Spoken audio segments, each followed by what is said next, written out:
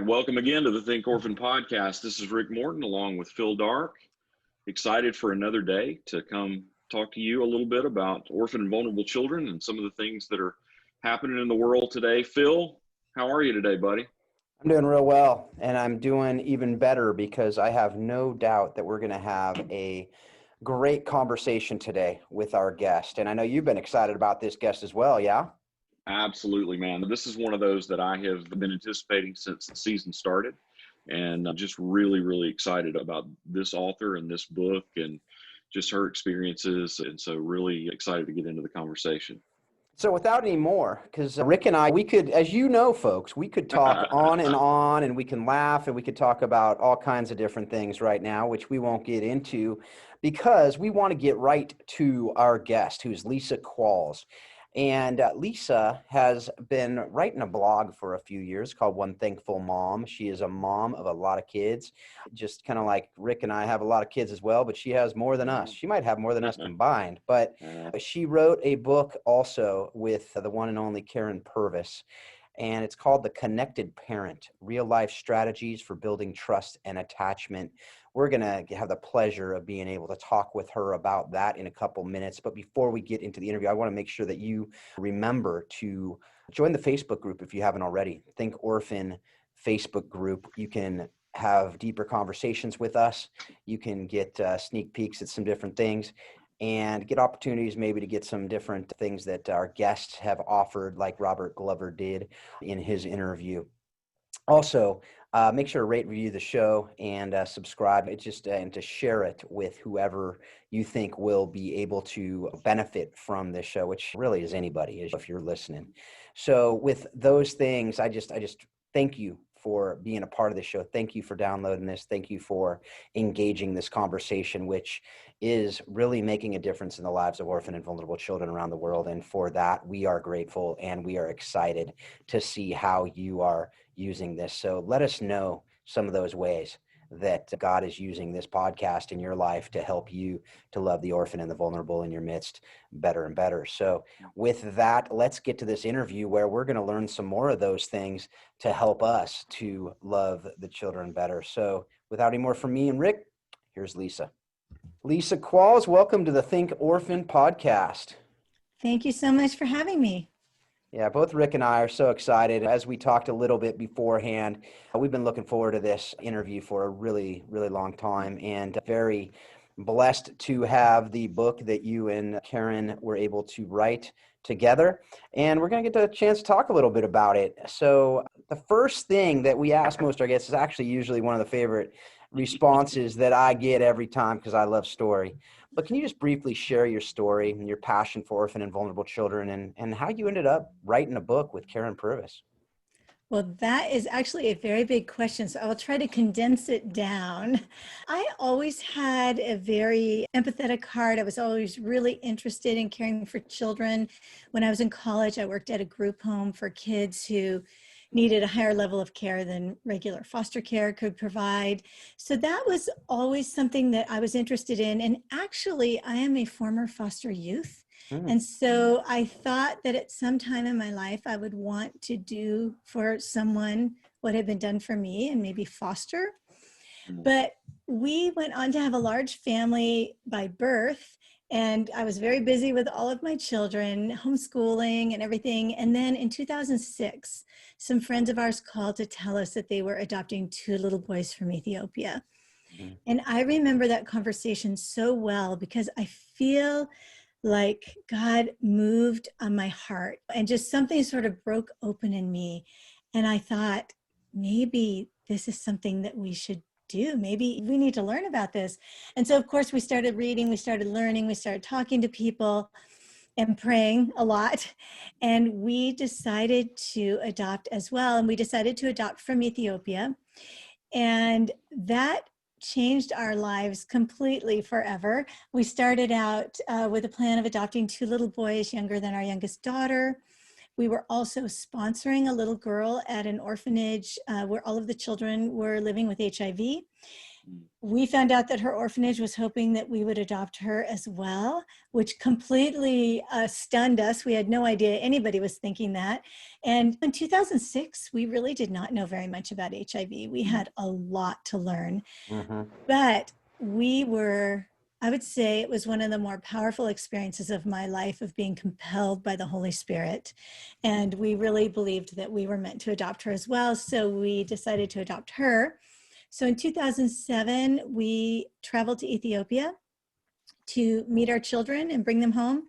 And we met another little girl while we were there and brought her home the following year. And so really in a very short time, we adopted 4 unrelated children through 2 different agencies. So it was very complex, but it was good. It was what we were meant to do.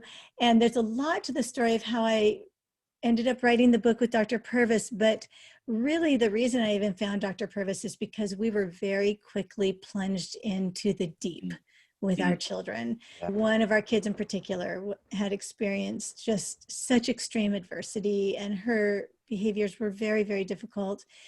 And because I had begun writing a blog, I started blogging before we brought our kids home. So in 2006, I started writing a blog, and for a long time, I did not share the hard, because at that point, I think in the church, we were all like, everybody should adopt. And I didn't want, just because we were having a difficult time, I didn't want to discourage anybody. But when I finally started to get a little bit honest, people just became flooding forward. Yes, we're struggling. We need help. And through a lot of writing, one of my readers actually introduced me to Dr. Purvis and the Connected Child. So that is how I found her. Yeah, that's great. And so you found Dr. Purvis and you were just blown away by her work, I'm assuming, because we all are. Yes. And so then, but most people that are blown away by Dr. Purvis's work don't end up on a book cover with her, though. So how did that? There's probably a little bit more to the story than it just happened, right? So, well, this is true. This is true. I wasn't sure how much you wanted me to go into. I want to hear it. I want to hear it. Okay. If I want to hear it, I think others want to hear it too. So what do you think, Rick? You want to hear it? Absolutely. Okay, yeah. Well, I will tell you. So this blog of mine, when I read The Connected Child, I began learning all of this stuff. And I'm a person who, if I am going to suffer something, or if I'm going to learn something, I want to share it with other people. And so I began writing about everything I was learning. Like I would write a blog post about the ideal response and a blog post about scripts. And I just mentioned her over and over. And I mentioned the book over and over because the book was actually still quite new. Yeah. The book, I think, was published in 2007, maybe. I think that's right. And so I was just writing what I was learning and writing and writing. And then I had an opportunity to go to a CAFO conference. And Dr. Purvis and Michael Monroe were speaking. Michael and Amy, Dr. Purvis founded Empowered to Connect. And after they gave a talk, I went up to talk to Michael. And we're chatting. And he said, wait a minute. And I must have said something about having a blog. He said, wait a minute, what's your name? And I told him, he said, we've been following you. We've been wondering who you are, because they were seeing all my posts. So through that, I began writing for them, for Empowered to Connect. And I wrote quite a number of posts for them.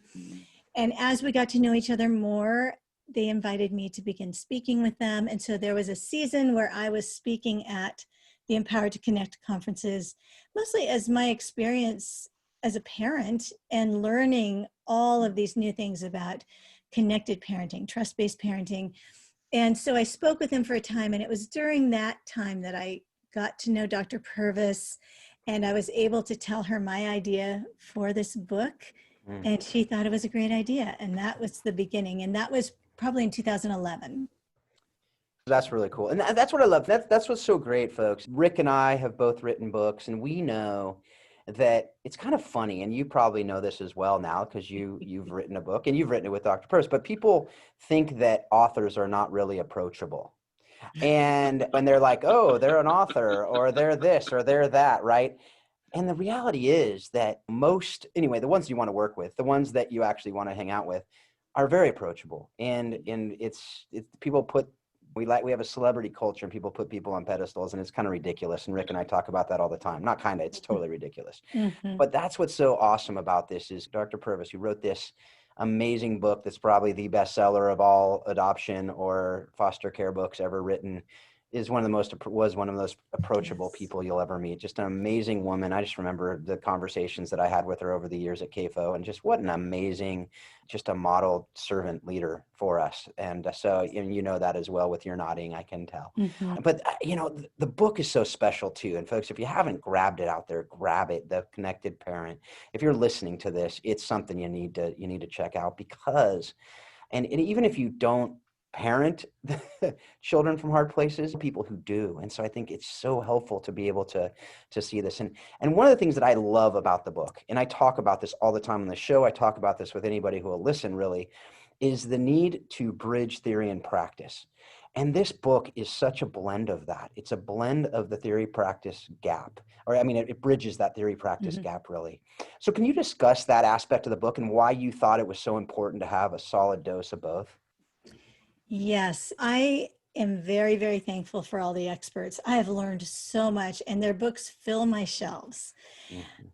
But when we were in hard moments, I can literally remember a time where I was kneeling in front of my bookcase while my daughter was screaming and out of control.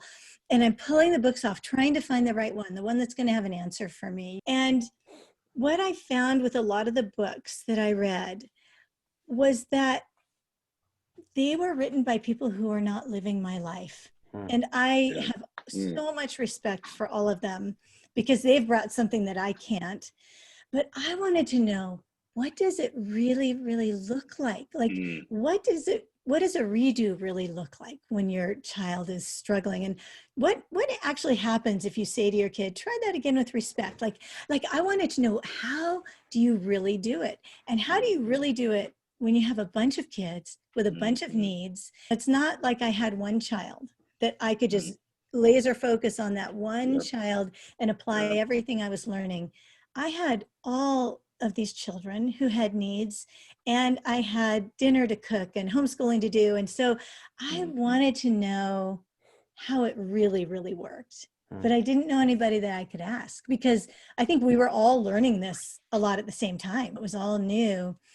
And so I thought, wouldn't it be great if we could take my life as a real mom who messes up all the time? This morning, I had to have a redo of my own with my son because I didn't handle something well. And so I needed the redo. So what would it be like to take that, the real life, and combine it with really the brilliance and the giftedness of Dr. Purvis and put it side by side? And so the way we wrote the book is every single chapter starts with stories about my family, and then we get the information from Dr. Purvis, and then we close with another story. And so I think it really brings it all together for people to see what it really looks like in a family. Absolutely. I felt like I was in your house. I mean, I was like, I feel like I could come hang out and know you guys, which is so cool. And what's so cool, and I talk about this as well all the time, and Rick's heard it over and over, and people who have listened to the show know this, that I have not adopted, I have never fostered, but I can tell you that these principles also apply in my home too. Right. And I talked to my wife. I'm like, did you have a difficult pregnancy with, a certain child? I'm not going to name names. And because, I mean, you were saying things that when you have a difficult, these things manifest and they come out. And I see these things. And I'd imagine that you probably see it in your adopted children and your biological children the same. Am I right there? Oh, yeah. I mean, when we really learned TBRI, we were extremely fortunate because Russ and I both were able to go to TCU and do the TBRI training together. And I just remember looking at each other and thinking, wow, we wish we'd parented all of our kids this way. Because there's just something so beautiful about it, about really connecting deeply with your child's heart and building trust and attachment. And yeah, I think it applies to everyone. And honestly, even my children, they apply it to their friends. Yeah. Like we talked about looking beyond the behaviors and things. And my kids are really pretty perceptive because they've learned so much. Yeah. And that's one of the things that I could tell just from reading, or in my case, as folks, I say reading, I mean listening to the book, which was actually great in this instance because Lisa does read the book. And I love it when authors read the book because you hear the intonations, you hear what they really meant when they were writing, and it takes the words off the page.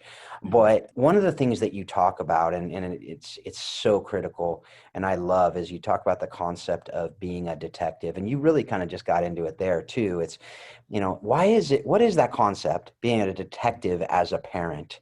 And why is it so important in our parenting of our children?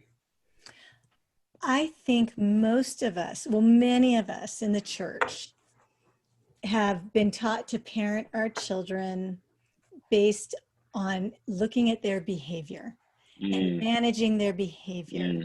I mean, definitely in the tradition we came from, you wanted your children, first time obedience, perfectly respectful. And it was really important to me, sadly, that my children not only looked good themselves, but they made me look kind of good. Like I looked like a good mom. But what I began to learn is that behavior, what we can see on the outside, is really just a small reflection of what's really going on inside our children. And that we have to look at that behavior, but then we have to look beyond that behavior and figure out what is the real need here. What is it that my child is expressing to me? I tell parents, our children are always speaking to us, and sometimes they use words, but a lot of times they're using their behavior to show us something. And they won't even necessarily know what their real need is. They may know they feel mad, but they may not even realize where is that mad feeling coming from. So we have to get really good, I think, at being curious about our children and being curious about their behaviors. And I could share a little story with you if you'd like That'd be great. Okay, a moment with my daughter. She was probably about, I'd say maybe 9 or so, and it was Christmas time, and some really dear friends, like family, had invited her to go to a Christmas performance with them. And I thought she'd be really excited about it. But as the time was approaching, we put on her pretty dress. She didn't like the dress, and we were getting ready, and she was just getting really argumentative, and really all of her movements were getting really, really quick. And I thought, wow, what is going on?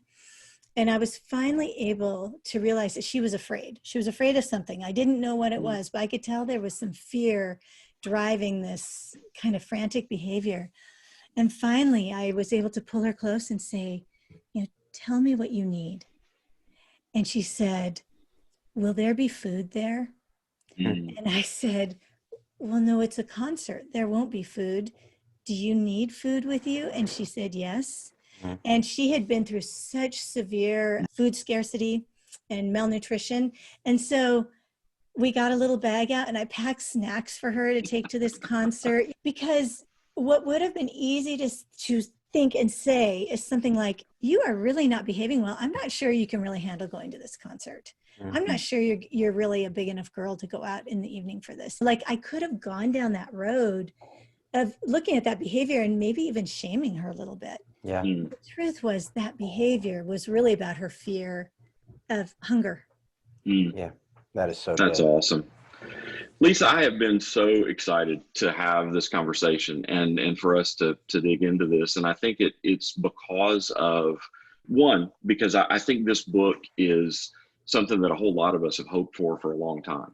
And have really felt like there's the need for that, kind of bringing it down to the practical parenting level. But one of the things I want to do is I just wanted to talk through a little bit with you, because I like Phil said, I think sometimes there are impressions of people who write books, and people who kind of are out there and notable to people. And I think a great part of your story is the fact that it's pretty conventional for somebody who kind of adopted along the time. And we brought our first child home in 2003. And so we kind of were in that same season of time when pre-adoptive education was a social worker handing you a few books and hoping you read them. And there just wasn't a lot to it. And so, and I think there are a lot of us, and maybe there are still people that are out there today, depending on what their adoption experience looks like, that maybe went into their adoption a little naive and maybe stepped in thinking that the hard part was the home study and the stuff to get to a child. And then they had that experience, like we all did, of coming home and closing the door behind us, and all the social workers were out of our lives as much as they had been, and the trips were over, and all those kind of things were done, and now we had to be a family. And so I'd love for you just to kind of talk about that, about in that season when you first brought your children home, like practically, what were some of the challenges you faced? What was the thing that you experienced during that time, and just kind of helping people relate a little bit to the place where you were? Well, first of all, I think we went into this knowing it would be hard, but having really no idea of what that meant. And not only that, having no idea how long it was going to be. Like, I mean, I remember thinking, of course they're going to have a hard time. Of course it's going to take time for them to trust us. Of course it's going to take time for them to know that they're safe. The reality is for us that children who've experienced so much adversity and broken attachments, I think sometimes it's a lifetime of healing. I have kids who are young adults now, and we are still building trust, and we're still making mistakes and having to forgive and reconnect and just keep going, building trust. But the hardest part for us was that our one daughter was just so aggressive and so volatile and more extreme than a lot of families will experience. However, I meet many, many adoptive parents who are dealing with very difficult behaviors. And her behavior took so much attention and so much time that it was very hard to take care of the other children. I have a 20-year age span among my kids. Wow. Yeah. Wow. And so I had been a mom a really long time. First of all, I'd been a mom for 20 years and I thought I was really good at it. But I will say that the experience of not knowing how to turn this ship around, that we felt like all of a sudden our life had been on a certain path and now it was completely derailed and we did not know how to pull it back together. And we didn't know what to do when she was screaming and headbutting and scratching. I mean, it was really, really scary for us. And it took a while for me to admit to anybody how bad it was. I didn't want anybody to know because I felt like such a terrible failure. I think we felt very ashamed. And I think there's a spiritual piece to that. I think there's a spiritual warfare piece to that, and that sometimes the church can be the most difficult environment for that because we sometimes have gone through really public journeys to adoption, and I think there's a tendency to almost live behind a facade, because we don't want to disappoint not only our church community, but people see it as letting God down. Like we've done something and we can't tell the truth now because somehow that's going to dishonor God when we talk about how difficult it is and the journey that we're on. Well, and I didn't want to discourage anybody. I didn't want anybody to be like, oh, that's looking really bad. Maybe we should adopt. I mean, I really believed that the need was so great and there were so many children who needed families. And so I didn't want to discourage anyone. And our church had come together. So many beautiful people donated money to help us bring our children home. I didn't want to let them down. I didn't want them to know that I was feeling like an utter failure. And this went so deep to my core. I had always believed I was a good mom, and I began to really doubt that I was who I thought I was. It still chokes me up just talking about it. I remember writing a post years and 10, I don't know how many years ago, a long time ago, titled, "I used to be a good mom," because I felt like a good mom. And then all of a sudden it was like, it was all pulled out from under me and I felt almost helpless and I felt afraid. And we finally got to the point where we reached out for help, and we were some of the fortunate people who actually found good help. It is not easy to find. And I was curious about that, just to kind of dig in a little more, because I do think that's kind of common to the journey that, that a lot of us have been on, and it's sort of hit or miss. There are those folks that reach out and find helpful resources, and then there are others that are in communities where those things are few and far between if they're there at all. And so your experience was that as you reached out, you kind of found some things that were helpful. Would that be the way you Yes. would? Yes and no? Yes and no. Well, we live in a smallish town. I Mm, mean, we've got lots of professionals here and things, but we don't sure. have a lot of specialists and things. We have to go a couple hours.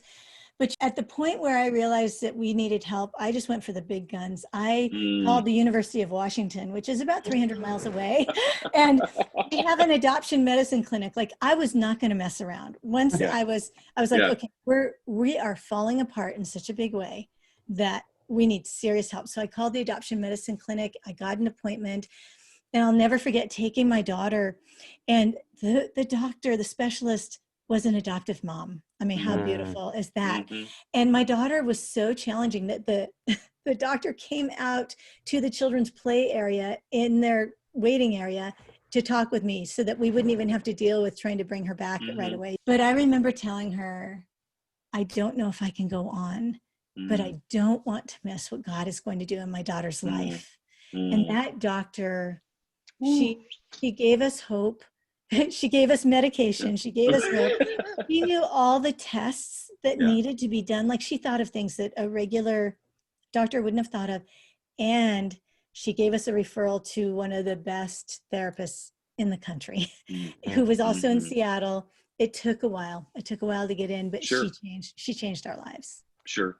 And I think I hope our listeners hear that as they're as they're processing that. Sometimes I think there's a bit of a, well, I could never get in and see those people. I could never interact with those people. I mean, even your story about Karen and Yeah. kind of the initial connection and many times perceiving that those people are at a distance and they're not accessible to us.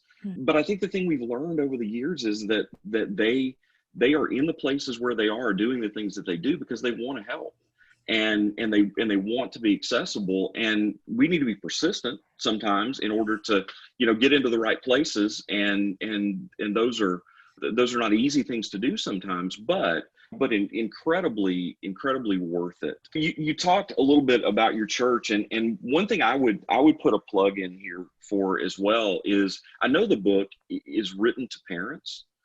This is a great book for churches to pick up as well. Mm-hmm. And I think as we've kind of grown in this and grown through it over the years, I mean, one of the things that as a pastor that's really kind of been a passion piece of this for me is to say, we've called a generation of families out to foster and adopt, and we've seen God move in amazing ways in bringing the church to bear in the space. But church is sometimes one of the hardest places to go and one of the hardest places to be, because it just, there's so many triggers, there's so many things that are, and it's just really hard to understand and to explain some of the things that we're trying to do in connected parenting and those things. And so I would say, and I just want to put a plug in to say, if you're out there and you're a church leader or a pastor, Lisa's book is full of stuff that is useful to the people that are working and volunteering in your church, and useful to families and useful to extended family. And some of it's good to be able to connect and hear why families are doing what they're doing, and so that you can begin to kind of learn the ways that you can support them and sometimes not derail the things that are going on. Obviously you guys, and sometimes people get a little nervous when I use this terminology, but being an adopted family a lot of times means being a blended family, right? Like you've got a biological family that you then are introducing kids to, and there's that need for blending, and it changes the dynamics kind of for everybody. Like, how did your bio kids experience your adoption? It's so interesting that you asked me that, because I'm actually, my next book that I'm working on is about the sibling experience of, and it's not really just bio versus adopted. It's like, you've got this crew of kids in your family, everything's kind of stable, and then you bring in children with such severe needs. And so I have spent a lot of time talking with my kids, and we actually have been able to speak together at some different events about what that experience was like for them. Honestly, their lives were entirely changed entirely changed. The family that we were really was broken, and we had to rebuild into a new family. And I have to believe it's beautiful to the glory of God. It's a whole lot messier, a whole lot. We looked very neat and tidy before. I mean, we were normal, but it all looked pretty good. And then it looked like a train wreck. And so we really had to become a new family. And I think for my kids, one of my daughters once said, my mom and dad wanted to help children who didn't have parents. And as a result, I lost mine. Yeah. Because they felt like they lost us. I mean, as thankful as I am for the therapy that we did with our daughter, we traveled every other weekend, 300 miles each way for therapy. And all that time we were away from all our other kids. And just my attention, my energy, so much of it was focused on the kids with the biggest needs.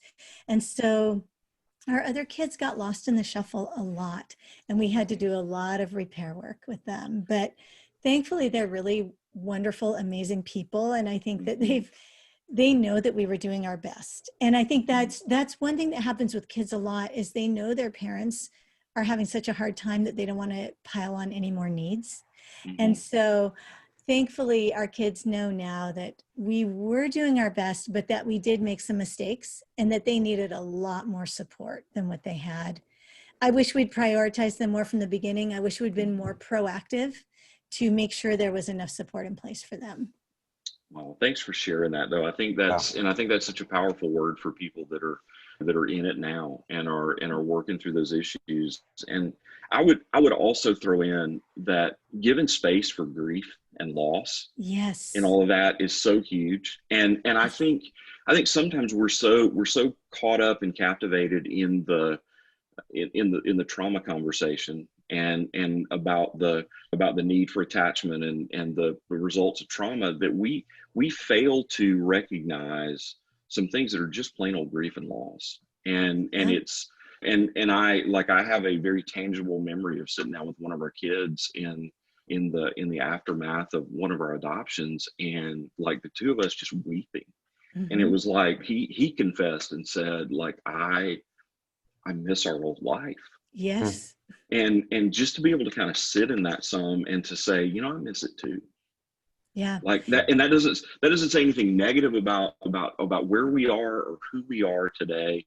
But I think to like wall that off and not go there, that there are a lot of families that are kind of experiencing some of those pent up emotions and unsaid things, that it's hard. And God, but yeah, God brings incredible beauty out of that. And so I thank you because I think that you've really put out an honest book, and you've really led out into an honest conversation. And so one adoptive parent to another, it's a book that I cannot recommend highly enough. And just thanks for coming and being a part of this today. We're incredibly privileged.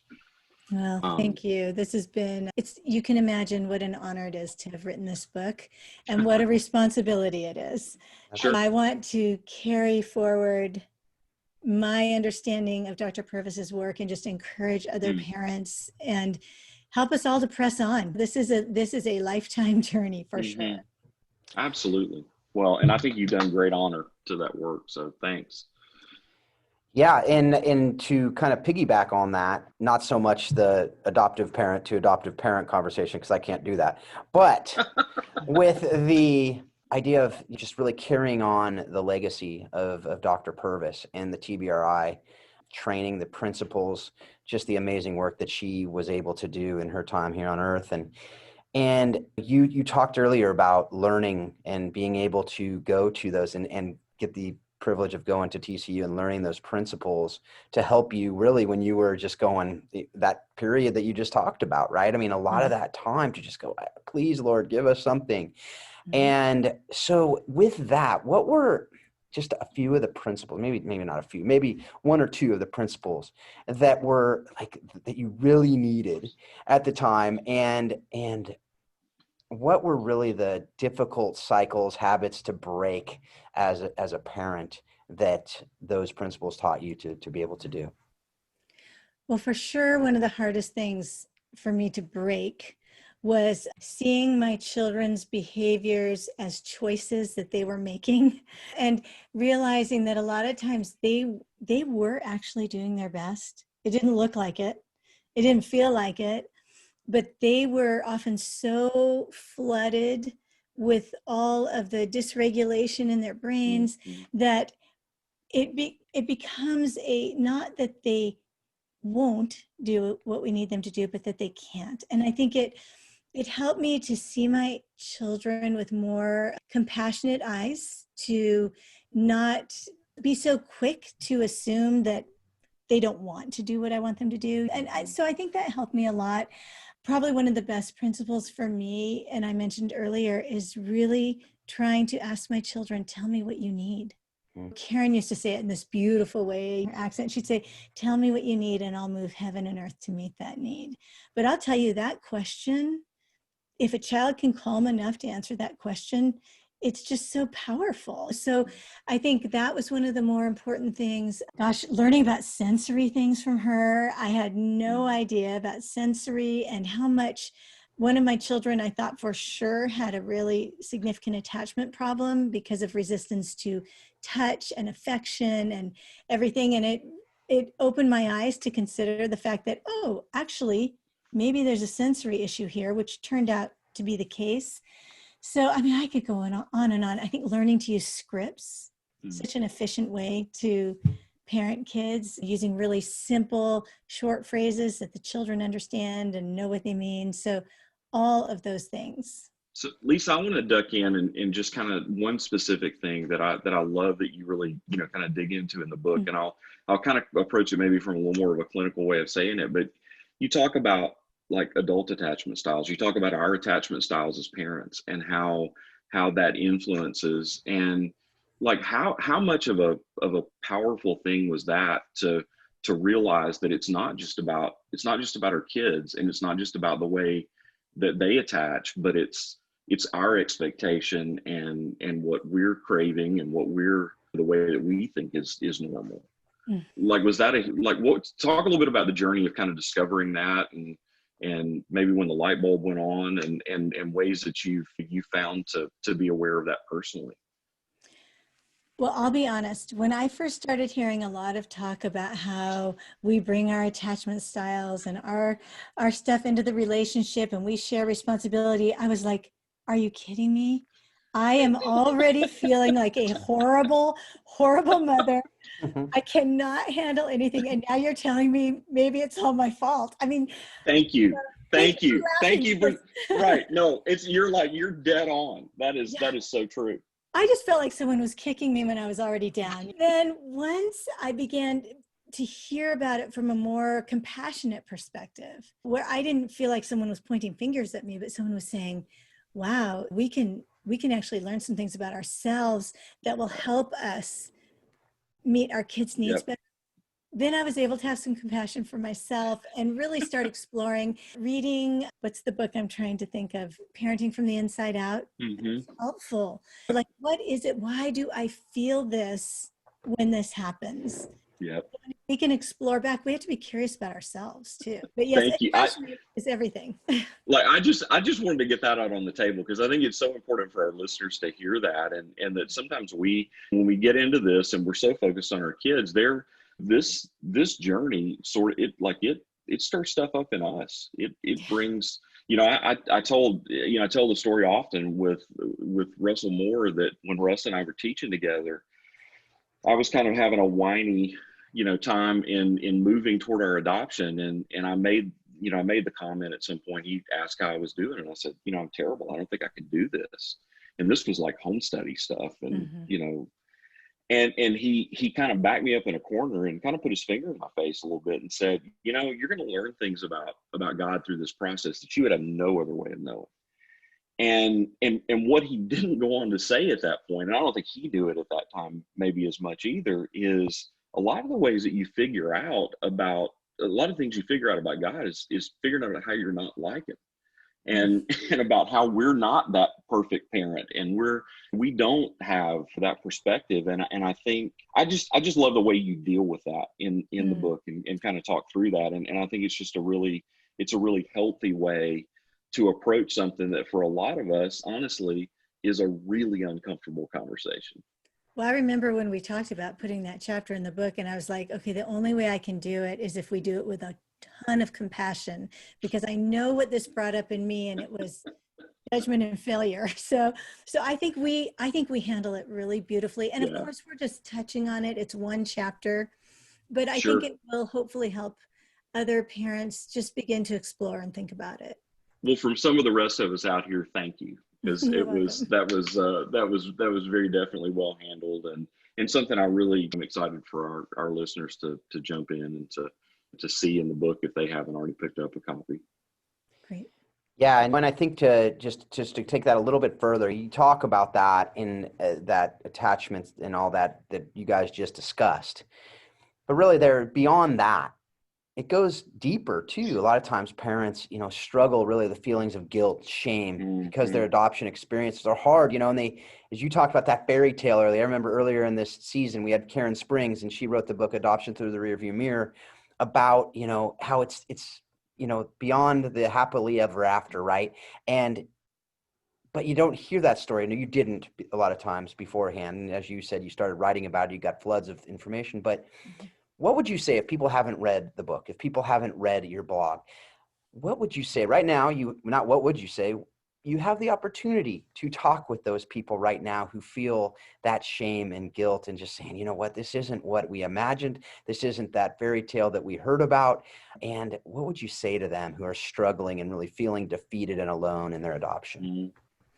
Well, first of all, right there, you are not alone. I work with so many families and parents who are experiencing this, where they're giving it their all, and their all does not seem to be enough. And I think what we have to fight back against is this shame that comes up in so many of us. And I very quickly went to shame, because shame tends to cause us to withdraw and leads to isolation, and it can lead us down some really dark roads with our own mental health, with depression, with all kinds of things. Marriages fall apart, and sometimes it can even get dangerous if families will not reach out for help, if they will not admit how deep the struggle is. It can become really harmful for everybody.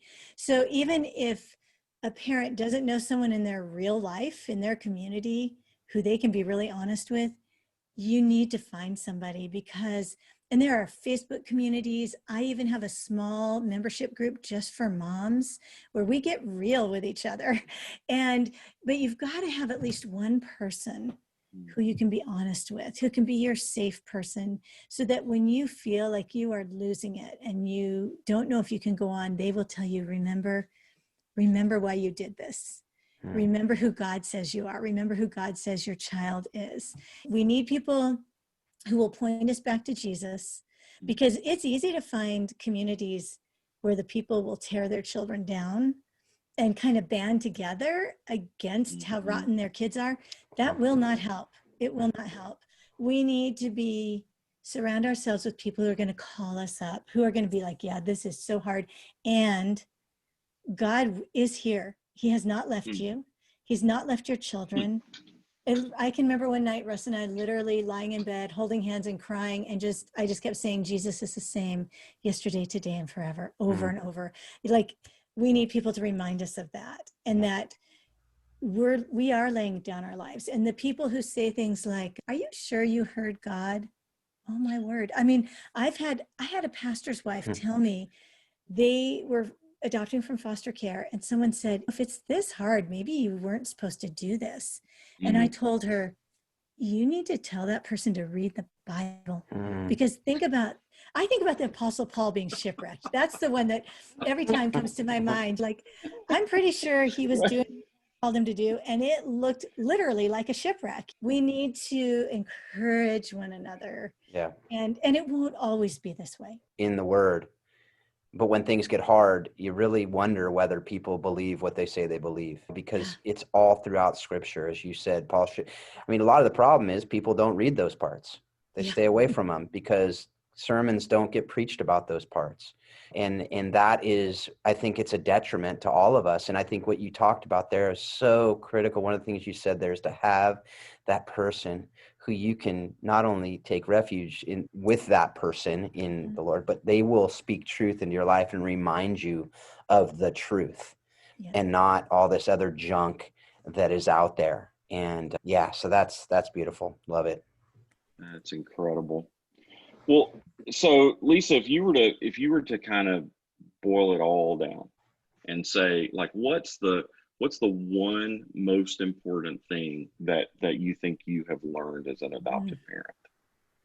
Well, I would say this has been an incredibly humbling experience and the deepest growth for me that I could ever imagine. But probably the thing I've learned is that at the end of the day, my goal, my aim is to trust and obey the Lord. And it is actually not my job to heal my children. My job is to serve and love to the very best of my ability and trust the great healer to do all that I can't do, because I can't. I'm very flawed and very human. And so I just have to cast myself on the Lord a lot, even now. I mean, yes, I wrote this book, but I am still in the thick of it. I'm still parenting. I have middle schoolers. That'll take you to your knees. That will definitely awesome. bring you to your knees. Yeah. I can relate. Yeah. So, wow. Yeah. So you mentioned that book that you just held up, which we know about, we've talked about. But what's something else you've read, watched, or listened to recently that has impacted your thinking on how we can love orphan and vulnerable children with excellence? Well, a book I read not too long ago that I found really interesting and really helpful was Beyond Behaviors by Mona Delahook. Really, really interesting about the brain and behaviors. And I found that book to be really encouraging. It's not a spiritual book in any way, but it just gave me some more information that I found helpful. The other book that I received recently that is just wonderful is a book actually for children, but it's great for parents, called Riley the Brave by Jessica Sinarski. It is so good because it's intended, what it does is it talks about little Riley who has had very hard things happen. They never say what, and how he has developed these behaviors to protect himself. And those behaviors made him brave. Like he could be like a tiger and he could be like a turtle. And then some safe adults or safe critters come into his life. And the brave thing he has to learn to do is to trust them. So it's really beautiful. I've been talking about it a lot and telling people to buy it because I think it's so great. Well, now you've told some more people to buy it, so I'll have to go check that out too. It's a book I might be able to actually read. So it's got great illustrations. It's very colorful. There's probably not an audiobook version. Yeah, I know. You're gonna have to. Yeah. There's a whole section in the back for the adults, but really every teacher, I just think it's a fantastic resource. Well, that's fantastic. Well, Rick, maybe you can buy it and you can read it to me over the phone. That'd be fantastic. That's right. On our next episode, I would love that. Me reading the children's book to Phil. That'd be great. That might be the most downloaded. So the last question we ask our guests is when I think I may know the answer, but it may be something that surprises us. What person has most impacted your thinking on how we can love orphan and vulnerable children with excellence? Well, clearly Dr. Purvis. I mean, she changed so many things. She taught me so much. And the Institute continues to just have such an amazing influence and is so helpful for all of us. The other person I would say is Deborah Gray. She wrote Attaching and Adoption and a number of other books. And we had the great privilege of her being our family's therapist for a period of time. And she was a very powerful force for healing in all of our lives. Well, Lisa, thank you so much. It's been such a pleasure and an honor and a privilege to be able to spend this time with you. I'm very humbled by your life, by just listening to the book and hearing just what God has done in and through you over this last several years. And I have no doubt, as you said, you're still in the thick of it. And I look forward to meeting you someday in person when all this COVID stuff is gone and we can actually go and meet people in person again. Very much look forward to that. And yes, just thanks again for being a part of this. Well, thank Thank you you, so Lisa. much. Yeah, it's been an honor. I could talk about this all day long. So thank you for having me. Yep, absolutely. Thank you.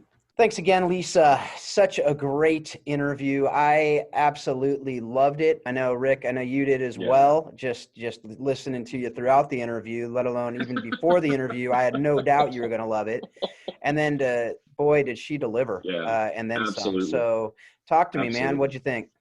Man, I just think, and I didn't say this to her, but I think she does such a great job of putting the cookies on the bottom shelf for parents. Mm. Not to say that it's a simple book, but I think it's so accessible, and I have heard so many times people that have engaged TBRI and even have done training, and then the scary moment when you begin to try to figure out how to like apply that in your own family. What do you do when it doesn't look like kind of the theory in the book? And she just really cuts through that. And I think obviously great expert pieces of the book from Dr. Purvis, and we're all thankful for that. But I think the real gold, honestly, in this book is then the stories and the practical application. And just there are people that are blessed to have great pre-adoptive and pre-foster care education, and to be ready to engage their kids in the hard things and from the past. And there's some folks that kind of find their way into this, and they really haven't been prepared very well. And this is a book that's great for both of them. And so I think just love Lisa, her humility, the way that she approaches this, and really her heart. I think one of the things to take away is to not be caught up in like trying to manage our kids' behavior. Mm. That's not our job, and not the outcome that we really truly desire. And so anyway, big fan, and I would encourage anybody that's out there, even if your role is more serving in the lives of vulnerable children. This is a book. There's something in it for you. So Absolutely. Go grab a copy. I agree, and we are going to keep it short this commentary time, because the interview did go a bit longer, but we wanted you to have that goodness from Lisa rather than us kind of ruin it afterwards. I mean, let's be honest. But I do agree. I mean, one of the things that really sticks out to me, and every time I hear it, and I agree more and more, the more my kids get older and older, is you can't make anyone do anything, and you can't change anyone's behavior. That's the Holy Spirit's job in the heart of our children, the hearts of our friends, hearts of others. And so I just want to encourage you with that. Hopefully that word will encourage you and not frustrate you and not make you feel helpless. It's not helpless at all. You can do what you can encourage, you can love, you can discipline if that's your role as a parent, but do it in a way out of love, knowing that it's not your job to change the person. It's your job to love really, really well. And God will mold them and shape them into the person that he wants them to be. So that's my encouragement to you right now. That's my takeaway from this time. And be a detective. Don't think you know all the answers. That's the other thing that really stuck out to me. So with that, folks, I just want to encourage you to take everything that you learned in this episode, everything that you're learning from the different resources we're able to bring to you on this show. And I encourage you strongly to go grab the book, The Connected Parent, and you use it to help you to know how you can love orphan and vulnerable children better and better each and every day. Thanks a lot. Have a great week.